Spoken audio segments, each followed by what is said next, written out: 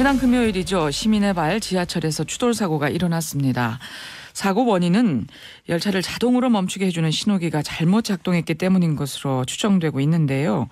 세월호 참사의 악몽이 끝나기도 전에 이런 사고가 발생해서 시민들의 불안감이 더욱 높아지고 있습니다. 현장에서는 이 사고를 어떻게 보는지 들어보겠습니다. 서울 지하철 노조 서형석 수석 부위원장 전화로 만나봅니다. 부위원장님 나와 계십니까? 예. 안녕하십니까. 예. 일단 서울 메트로가 밝힌 사고 원인을 보면요. 1차적으로는 신호기가 고장났다고 하는데 예. 이 신호기가 어떤 식으로 고장이 나 있었다는 건가요? 현재까지 조사된 바로는 예. 열차 위치에 맞춰서 녹색 신호부터 적색 신호까지 적절하게 현시되어야 하는데 예. 앞에 열차가 있음에도 불구하고 뒤차 기관사에게 현시된 신호가 계속 진행 신호인 녹색으로 현시가 됐어요. 예. 그러니까 뒤 열차의 기관사는 앞에 열차가 없는 줄로 알고 정상적인 운행을 하게 돼 있던 신호의 장애였습니다. 예. 그러니까 승강장에 진입할 때까지 보게 되는 세 개의 신호기가 이게 예. 주의, 정지 이렇게 돼 있어야 되는데 진행, 정지 이렇게 돼 있었다는 거죠. 예, 맞습니다. 예. 그러니까 이 신호기가 신호등과 비슷한 역할을 하는 거죠. 지상교통에서의 신호등보다도 더 중요한 역할을 하는 거죠. 아, 더 중요한 역할이다. 그렇죠. 예. 예. 그러면 기관사들은 이 신호기에 얼마나 의존을 하나요? 전적으로 의존한다고 보아야 됩니다. 전적으로. 신호기에 이상이 있으면 열차 운행이 불가능한 겁니다. 아, 그렇군요. 그런데 지금 이 신호기 관리 책임이 외부 업체에 있다면서요? 일상적인 관리 책임은 점검 관리는 공사의 신호 담당 부서에 있고요. 예. 이 시스템 자체가 디지털화되고 하면서 요 프로그램 조정이나 이런 기술적인 업무는 유경지어라는 이제 외부 회사에 계약 체결을 하고 그쪽에서 전담을 하고 있습니다. 네. 근데 이렇게 외부 업체에 맡기게 된 이유가 있습니까? 예, 그거는 이제 2호선은 세계에서 그런 선례는 없다고 하는데요. 예. ATS 장치라는 이제 70년대에 만들어진 신호 시스템에다가 예. 2001년부터 도입하기 시작한 ATO라는 최신형 신호 시스템 2개가 병설돼서 운영을 하고 있어요. 예. 그러다 보니까 이제 ATO 시스템이나 이런 걸 독일 지멘스의 기술로 도입하고 할 때부터 그 핵심 기술이 이제 공사가 이전받지를 않고 예. 국내 이제 다른 민간 업자들이 기술적인 업무를 담당하는 걸로 계약이 체결돼서 외부 회사가 담당하게 돼 있는 이런 현실입니다. 아, 그렇군요. 그러면 이렇게 될 경우에는 문제가 없을까요? 문제가 많이 있고 불안 요인이기 때문에 그동안 많은 문제 제기들이 있었습니다. 아, 이렇게 외부에 맡기는 건 문제가 있다 하는 지적들이 계속 있었군요. 두 가지의 시스템을 같이 한 선로에 같이 깔아놓은 거 하고 예. 또 이 핵심 기술에 관한 걸 외부 회사가 맡는 문제가 다 같이 문제가 있다 하는 지적을 계속 해왔습니다. 계속 해왔던 거고요. 예. 지금 말씀하셨듯이 그 ATS, 이 옛날 시스템이라 말씀하셨는데 옛날 시스템과 ATO라는 최신 시스템을 같이 쓰고 있었다는 건데 뭐 이런 전례가 없었다면서요? 없었죠. 세계적으로 이런 일이 없습니다요. 없다면서요? 저희들이 알기로는 우리 2호선에만 있는 특이한 예다 이렇게 알고 있습니다. 예. 그럼 왜 이렇게 하게 된 건가요? 2000년 정도부터 정부에서 이제 공공부문에 많은 구조조정을 했지 않습니까? 예.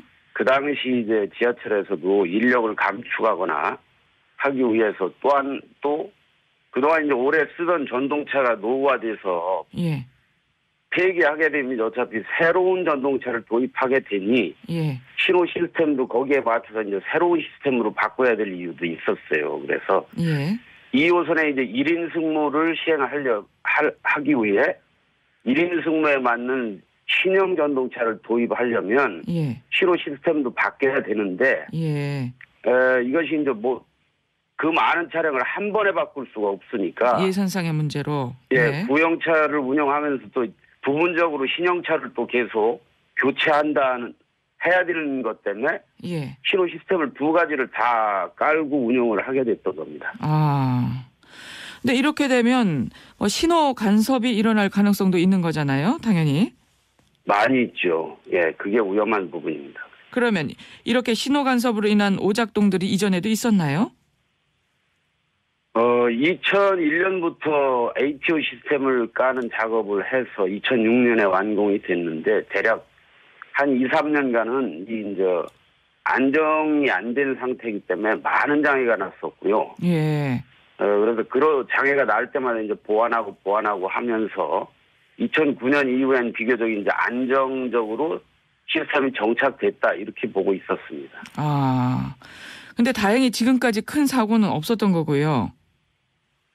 예, 이번 같은 사고는 이제 없었죠. 이번 같은 사고는 40년 지하철 역사에 처음 있는 신호 이상이었습니다. 예, 그렇군요. 그러니까 어떻게 보면 그동안에는 사고가 없었으니까 계속 별일이 없으려니 했는데 사실은 이게 큰 문제였다 이런 말씀이시고요. 이제 내재돼 있던 문제가 드러났다 이렇게 볼 수 있죠. 예. 근데요, 이번에 사고가 난 전동차도 오래된 전동차라면서요?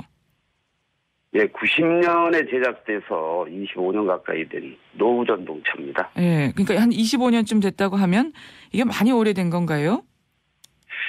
오래됐죠. 그러니까 지금은 이런 차량은 어디 만드는 데도 없고 폐차 직전의 차라고 보시면 됩니다. 폐차 직전이다?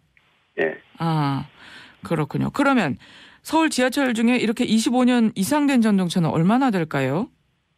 25년 이상, 21년 이상 된 차가 예. 600량 정도, 30% 이상이 돼 있고요. 16년 이상 된 차는 합치면 한 60% 정도가 있어요. 낡은 차가 많이 있는데 예. 예전에 그러니까 90년 이전에는 15년 정도를 이제 사양서에 의한 수명으로 봤었고, 예. 이 법으로 제정하면서 25년으로 내구 연한을 늘렸습니다. 그것도 문제 있다는 지적들이 많이 있었는데, 예. 최근에 와서는 40년으로 내구 연한을 늘리고 40년까지 늘렸다고요? 예, 이명박 대통령 시절에 예. 규제 완화를 한다고 많이 했었어요. 최근도 그런 얘기 많이 하지만. 예. 그때 이제 25년 이상 된 걸 40년으로 쓸 수 있게 이렇게 내구 연한을 늘렸습니다. 그래서 지금 이렇게 낡은 차가 많이 운용되고 있는 거고요. 예. 올 3월에는 이 40년의 내구 연한까지 아예 폐지를 했어요. 내구 연한 제도 자체를 폐지를 해버렸군요. 네, 그래서 운영사가 판단해서 점검을 통과하면 무한정 쓸 수 있게 이렇게 법을 규제 완화라는 이름으로 그냥 그 안전 규제조차 없애버리는 바람에 회사 입장에서는 예산 절감 차원에서 낡은 차라도 계속해서 쓸 수 있게 만들었기 때문에 구형 전동차가 많이 운행되게 되는 거죠. 아이고 이거 큰일인데요. 근데 이렇게 사용 연한을 늘리게 되면 다른 안전 기준도 또 따라서 더 엄격해져야 되는 거 아니겠어요? 그런 면에서는 어떨까요? 예. 저희들이 크게 걱정하는 게 그런 부분인데요. 오히려 그렇다면 다른 기준이라도 보완하고 오히려 점검을 꼼꼼하게 할 수 있도록 이제 보호 강의돼야 되는데 그런 것도 이제 다 기본적으로 경영의 논리에 의해서 인력도 줄이고 점검하는 주기도 늘리고 이래가지고 실제 정비 부분조차도 더 완화가 돼 있다고 봐야 됩니다. 그래서 차량도 규제 완화를 하고 그 점검 부분도 완화를 하고 하다 보니 위험도는 더 커지고 있다 이렇게 보고 있습니다.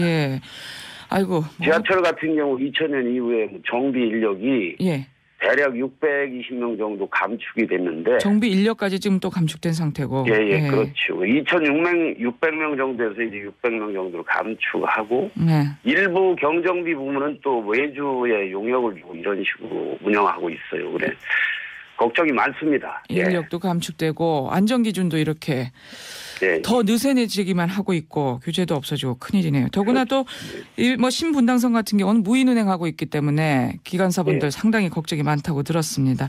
예. 자, 오늘 여기까지 말씀 좀 정리해 듣도록 하겠습니다. 고맙습니다. 예, 고맙습니다. 지금까지 서울 메트로 노조의 서형숙